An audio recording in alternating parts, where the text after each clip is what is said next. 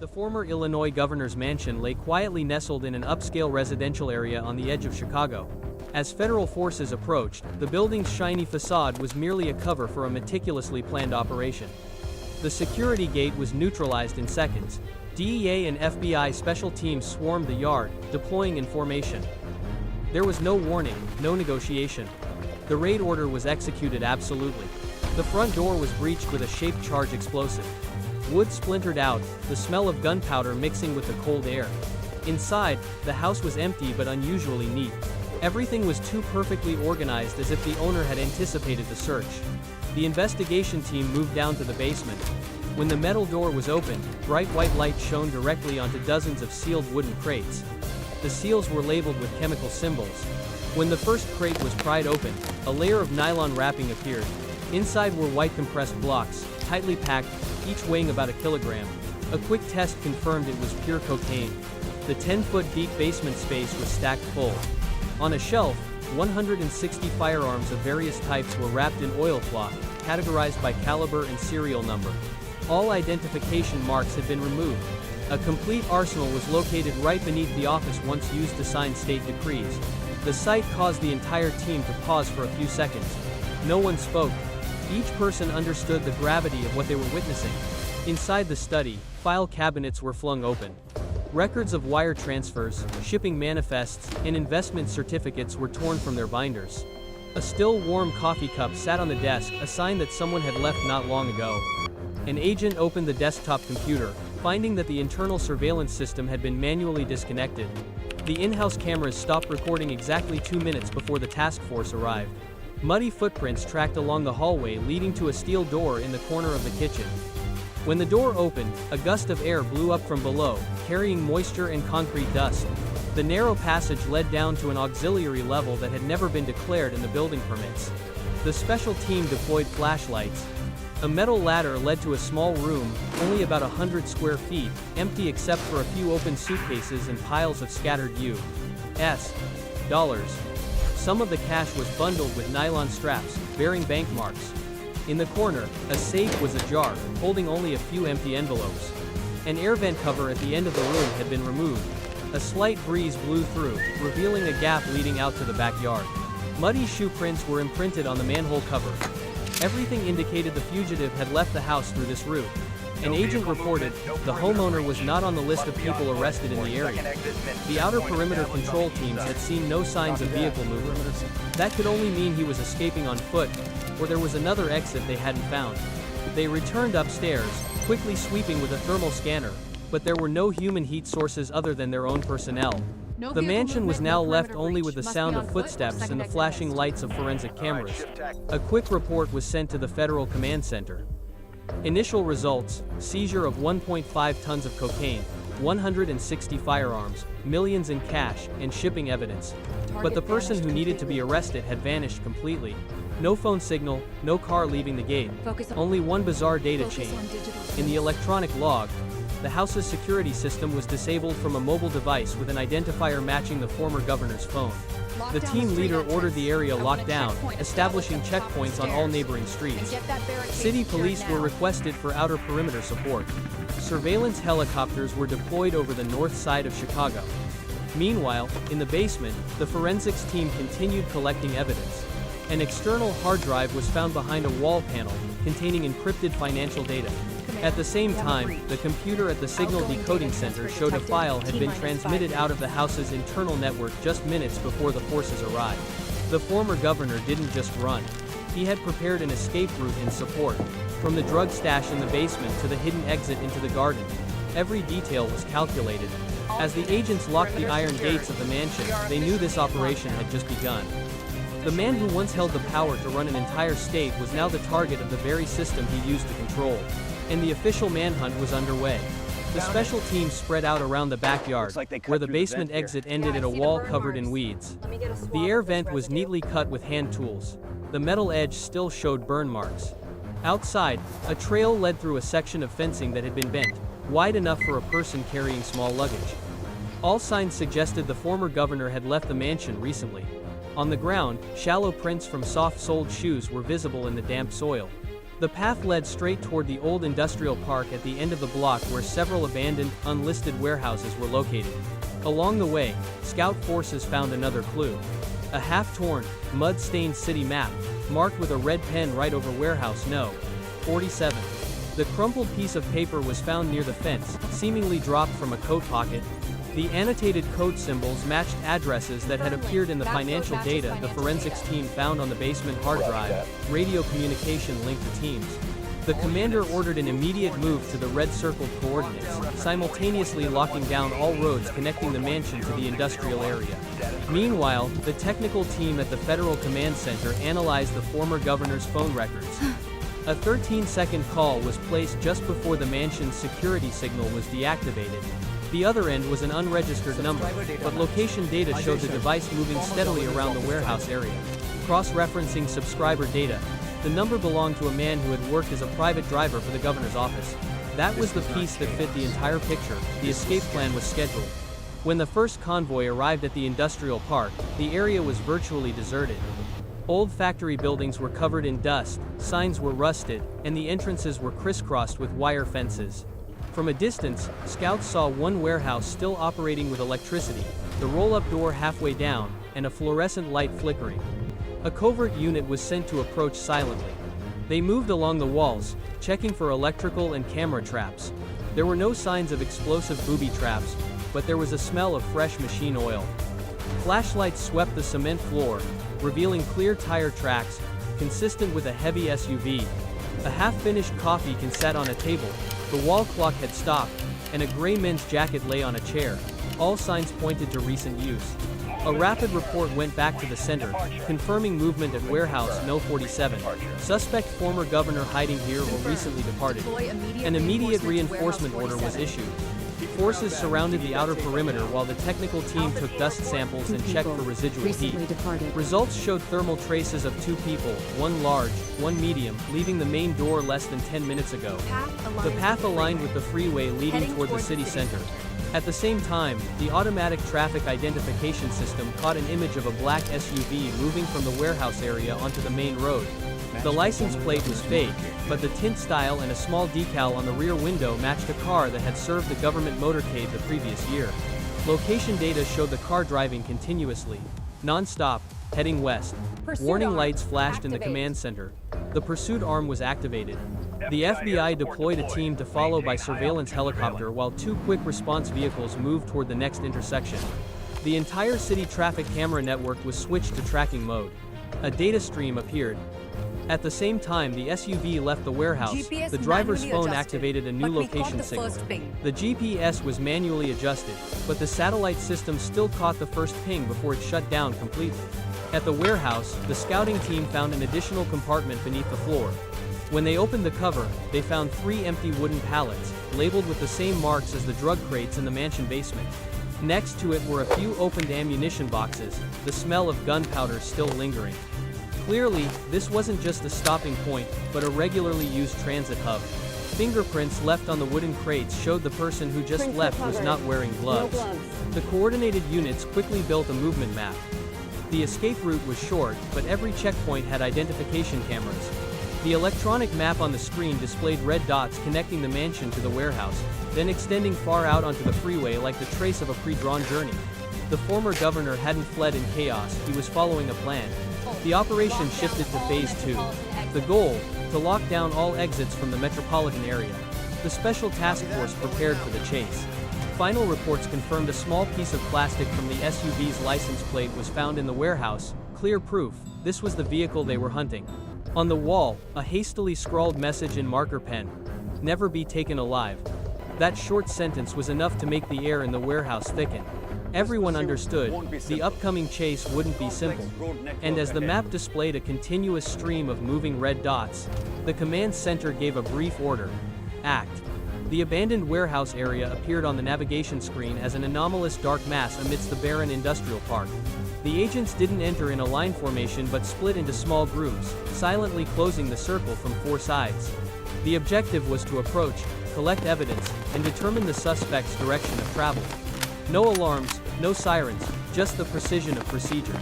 The heavy iron gate was slightly ajar, the hinges still warm.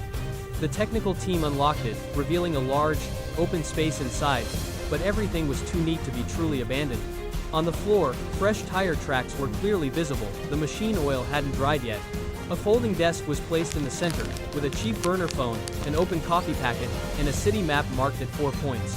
Next to it was a dust-covered jacket, with an ID card in the pocket bearing the name of the driver who once served the governor's motorcade.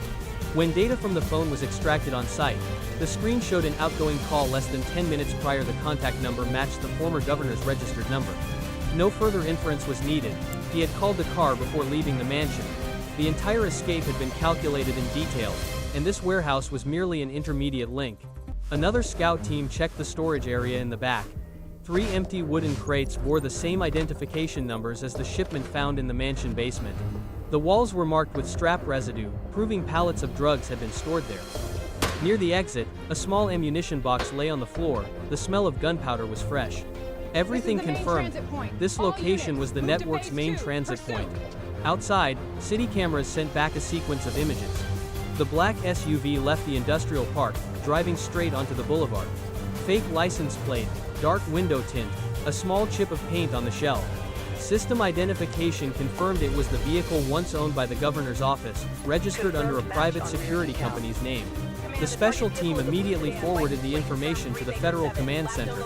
On the electronic map, the red dot representing the SUV moved quickly north. The city's intelligent traffic system was activated in tracking mode. From toll booths to overpass cameras, all devices were synchronized. A chain of image data appeared.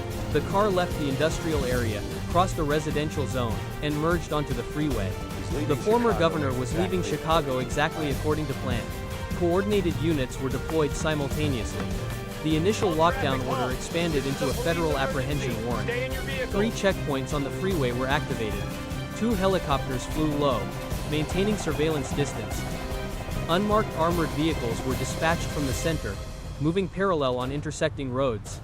This was no longer a single raid, it was a full-scale manhunt. While the technical team at the warehouse continued inventorying evidence, the forensics group found more crucial data. A USB drive hidden under the desk contained an encrypted file of money transfers. Every transfer ended up in the same anonymous offshore bank account, and each transaction occurred immediately after a shipment left the warehouse. This evidence was enough to solidify the suspicion that the entire shipping network was coordinated directly by the fugitive. Outer forces tightened the perimeter. Roads out of the industrial park were blocked. Illinois State Police were mobilized to control the entire western area. A civilian security guard attempted to stop the SUV as it sped out of the gate, was hit, and suffered a broken arm. Minor damage, but enough to elevate the urgency to the highest level. From here, all units received orders under a no-delay mode. The target had to be caught on the same day, before crossing state lines. The command center ordered a full composite. The map on the screen turned from gray to red, displaying the ongoing journey. GPS data was deactivated, but the signal from an auxiliary tracking device on the car still broadcast periodically. That signal strip became the single thread for the entire pursuit system to follow. When the final report from the warehouse scene was sent, a brief sentence closed the memo. Target has left the area. Vehicle identified as a black SUV, moving northwest. Recommend transitioning to apprehension phase. The command center confirmed the order. All units changed communication frequencies, preparing to enter a full-scale pursuit. The hunt began, and Chicago became the battlefield between a fallen power and those tasked with ending it. The Federal Command Center on the outskirts of Chicago switched to an emergency action status. Dozens of screens lit up, simultaneously displaying signals from traffic cameras, helicopter radar, and mobile positioning networks. The location data stream of the black SUV, the former governor's escape vehicle, was updated in real time. Each time the vehicle passed a camera station, the electronic map marked another red dot, extending like a blood trail running through the city. A joint command team of the FBI, DEA, and Illinois State Police was established immediately. Orders were issued exponentially: set up roadblocks, seal off the entire Northwest Freeway, check every overpass and gas station along the route. 3 helicopters were deployed to maintain low altitude, flying parallel to track the journey. On the ground, 12 quick response teams were allocated by sector, each team consisting of 4 armored vehicles and 2 unmarked vehicles disguised as civilian cars. The automatic license plate recognition system scanned every frame. Each time the car passed a checkpoint, data was synchronized back to the center. The cybersecurity unit's algorithm filtered thousands of signals to find an anomaly. An SUV of the same color and size but with a different license plate, appearing in the same location in two cameras just minutes apart. Photo analysis showed it was the same car the driver had changed the plate en route. This action confirmed the suspect was experienced in dealing with pursuit. An FBI unit on Interstate 290 reported a thermal signature matching the target. The target vehicle was accelerating, changing lanes constantly, passing civilian vehicles. The operation commander ordered the team to maintain a safe distance, not activating sirens to avoid giving an alert. The surveillance helicopter lowered its altitude, the navigation lights off, using only an infrared camera to track. On the ground, unmarked cars took turns closely following through each intersection. In the command center, reports echoed rapidly over the radio. A toll booth more than 20 miles away detected the same type of vehicle passing through, but the payment system recorded no transaction indicating the driver used a fake card or a sensor shield. Route analysis showed the car was approaching a sparsely populated suburban area with a network of secondary roads connecting to the interstate highway. If they got out of the Chicago area, the apprehension would become much more complicated. A state-level interdiction order was issued. Local police forces received instructions to stop all vehicles matching the description. Black SUV, 2 occupants, fully tinted, paint chip on the rear shell. Quick Response Team 3 deployed a preemptive checkpoint at the main interchange. Simultaneously, 2 other units closed the circle from the north and east, forming a gradually tightening triangle. The electronic map in the command room displayed blue dots moving parallel to the red trail of the target vehicle. The warning light changed from blinking to steady, a signal that the suspect was about to enter the containment zone. At that moment, a supplementary report was sent. A scout helicopter just spotted the SUV moving close to the riverbank, a few miles from the old warehouse district. The order immediately went out. Activate all units. The Special Forces vehicles simultaneously accelerated. One group blocked the bridge, the other positioned at the downstream turnoff. Traffic police temporarily halted all civilian vehicles. There was no more room for the suspect to maneuver. The command team double-checked the information system, confirming the order of do not fire unless attack was still in effect. The goal was to capture him alive to exploit the entire network behind him. When the GPS signal reported that the SUV had just left the main road and turned into the old dock area, the atmosphere in the command center was taut as a wire. All eyes were fixed on the large screen. The red dot slowed, stopped completely, and the signal went out. The room was silent for a few seconds. Then the commander's voice rang out, low but firm, execute. All teams accelerated simultaneously. The helicopters turned on their sweeping searchlights, and armored vehicles split into 2 columns, closing in on the Riverside warehouse. Soldiers in black tactical gear moved in, weapons ready. The pursuit had turned into a containment. And at the final point on the map, where the red dot disappeared, the operation was about to enter the direct confrontation phase. In the Chicago sky, 3 helicopters formed a triangular formation, lowering their altitude over the Riverside warehouse where the black SUV's signal had just vanished. On the ground, the Special Forces convoy split into 2 columns, locking down all entrances and exits to the old industrial park. The wind blew through the line of rusted containers, carrying a thick, hazy layer of dust. Each unit moved into its designated position. Weapons were loaded, safeties clicked off. The execute order was in effect. The black SUV was tucked under the warehouse awning, the side door still open, the engine warm. A suitcase was halfway fallen on the back seat, and stacks of money were scattered on the floor. No people were visible. Visual reconnaissance reported that 2 figures had just moved toward the riverbank, less than 100 yards from the warehouse. A Special Forces team immediately split off, moving in that direction. Behind them, the support team held the position, guarding against a counterattack.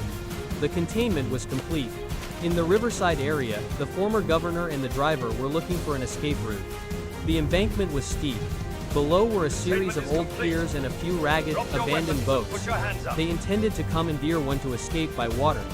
But within minutes, the helicopter lights shone directly onto the river surface. The 2 figures' shadows stretched long, clearly visible in the bright white light. A loudspeaker voice echoed over the wind. Containment is complete. Drop your weapons and put your hands up. There was no reply. Assault Team 1 approached from the east, using containers for cover. Another small group advanced from the west, creating a crossfire angle. The former governor had his back to the water, his hand gripping a pistol concealed in his coat, while the driver held the money-filled suitcase. In the harsh light, their actions were clearly identified. The team leader gave a brief order, no negotiation. Smoke grenades were thrown into the target area, and white smoke spread, obscuring visibility. The two figures split and ran in two directions. The driver tried to rush down the pier, hit a railing, and fell onto the metal stairs. The support team fired a warning shot. A bullet struck his shoulder, he collapsed, and was restrained immediately after. The former governor ran back into the warehouse, looking for an exit through a side door. The special team followed closely, advancing step by step in the thick smoke. Inside the warehouse, light from the helicopter searchlights streamed through cracks in the broken walls. Everything was silent, taut as a wire. The former governor was hiding behind a row of wooden crates, breathing heavily. He tried to reload his gun, but his hands were shaking. When he slipped in a puddle, the small sound was enough for the assault team to pinpoint his location. 3 agents closed in. One advanced, lowered the barrel of his gun, and maintained distance. The order to surrender was given one last time. The former governor raised his gun, the muzzle pointing up. A return shot was fired by the single agent in the team. The bullet went through his arm, the gun fell to the floor. He collapsed but remained conscious. The team leader signaled to cease fire. 2 agents rushed in to subdue him. A quick takedown move left the suspect face down, hands locked behind his back. Steel handcuffs were clamped tight, reflecting the white light. Blood from the wound ran down his sleeve, spreading but not serious. Mobile medical personnel moved in, providing immediate first aid. In the smoke-filled air, a steady voice rang out over the radio. Target secured, area is safe. Outside, the injured driver was transferred onto a stretcher. Another agent had a bullet graze his shoulder when the thick smoke obscured his vision, but he held his position until the end. Minor casualties, but enough to remind everyone that the operation was not easy. As the former governor was escorted out, his face was rigid. No resistance, no defense, only silence. The suitcase of money, weapons, and phone were seized as evidence. Everything was sealed on site and transferred to the command center. The formation was scaled back, and the warehouse was handed over to the forensics unit. In the daylight, the scene appeared raw. An abandoned car, money scattered on the floor, shell casings mixed in the gray smoke. The apprehension operation ended after a few hours, but its weight spread throughout the city. The helicopters lifted off, carrying the arrested man and the recovered evidence. On the ground, the forces cleared the scene, extinguished the last of the smoke, and collected shell casings. Everything returned to silence. Only tire tracks and stirred-up dust recorded the path of the pursuit. As the last convoy left the industrial park, the final summation report sounded over the radio. 2 suspects arrested, 1 injured, 1 agent slightly injured, all evidence secured. In the white light, the last image captured was the steel handcuffs on the wrists of a man who once led a state. No words were spoken. A neat, absolute conclusion, according to procedure. The chase was over and another chapter of justice began. The riverside area was completely sealed off after the chase ended. The special forces gradually withdrew, yielding the scene to the forensics team and the federal investigation unit. No more engine noise, no sirens, just the steady footsteps of those cleaning up the operation's residue. On the damp concrete, shell casings were picked up one by one, and every scene photo was taken according to procedure. No one spoke of victory, because everyone understood that what had just happened was only the beginning of a massive political earthquake. The former governor was taken to a temporary detention center under strict security. 2 agents sat opposite him, without speaking. His face was cold, his eyes vacant, his hands still stained with dry blood. The wound was minor, but the internal collapse was undeniable. A man who once led the state's entire apparatus of power was now escorted like a common criminal. There was no noise, no camera crew, only the silence of legal procedure. Outside, the Federal Command Center operated at full capacity. All seized data was transferred, decrypted, and categorized. Hundreds of notes, notebooks, contracts, and hard drives were being examined simultaneously. What was discovered exceeded all initial predictions. Among the former governor's documents was a long list of private businesses that were protected in exchange for anonymous contributions to his political fund. Some names on the list were logistics companies, the very links that had transported the drugs and weapons for months. Another investigation team found call records from the confiscated phone. The last text message sent before he left the warehouse was a single line: "Wipe everything." But the carrier's automatic backup system had retained nearly all communication content from the last 3 months. Every conversation between him and his subordinates revolved around moving goods, organizing storage, and circulating cash. There was no doubt, this was a federal-scale smuggling network, concealed by political power. Expanded search warrants were signed the same day. Several local government offices were sealed, and numerous administrative staff were summoned for questioning. Some were not at work, and 2 were arrested attempting to leave the state by road. At each location, investigators seized documents, data, or signs of shady transactions related to the same system. When the first internal press briefing was held, the air in the room was heavy as lead. DEA's preliminary report concluded, the amount of drugs seized at the mansion and warehouses only accounted for 1/3 of the total amount of goods distributed within this network.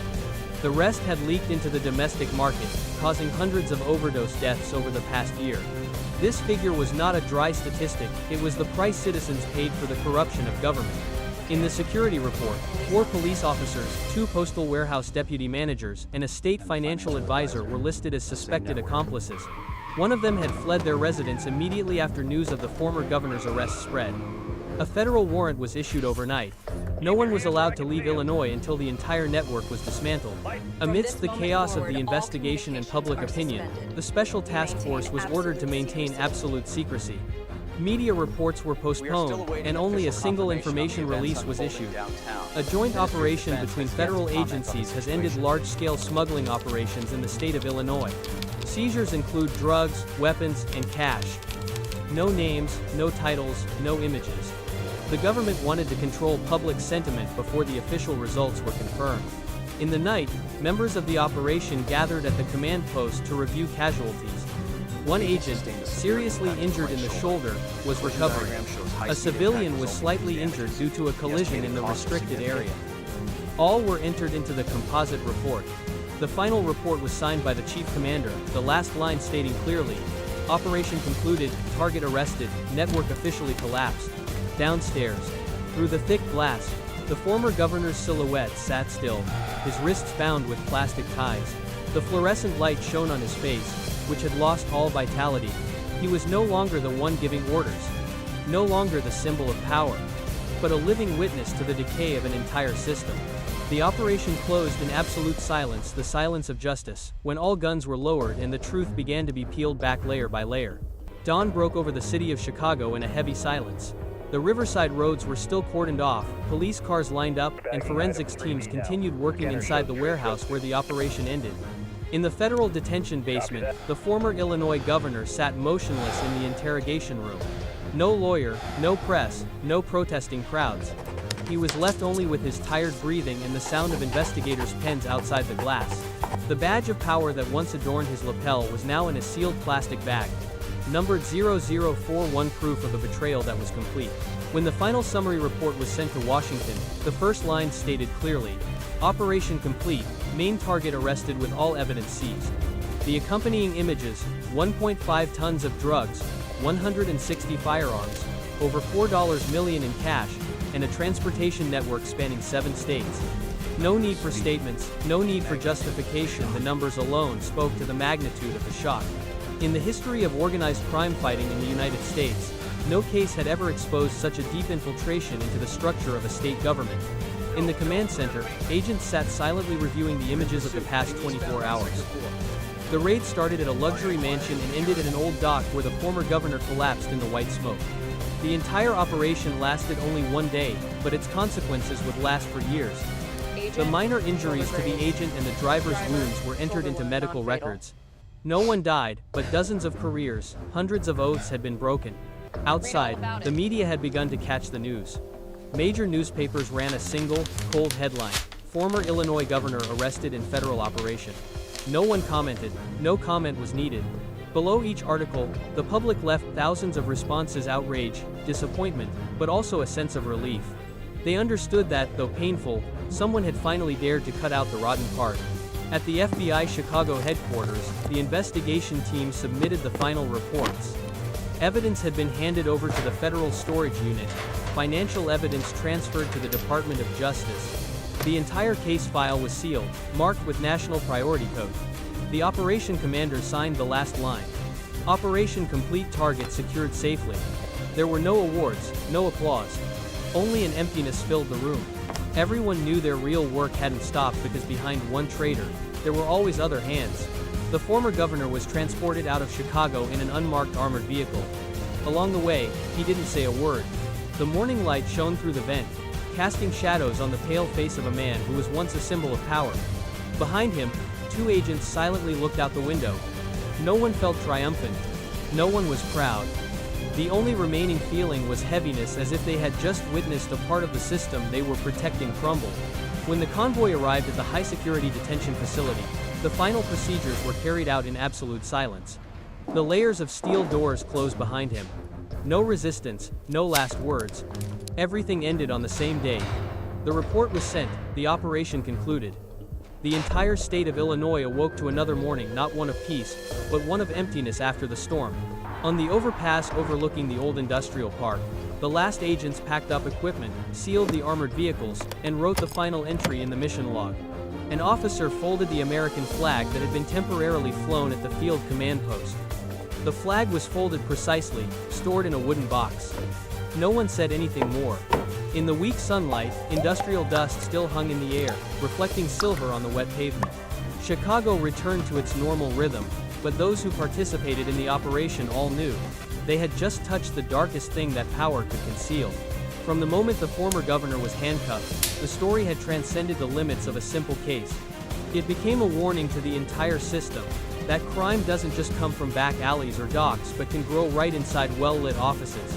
As night fell on the city, the final report was stamped completed. The battle was over, not with gunfire, but with the absolute silence of justice.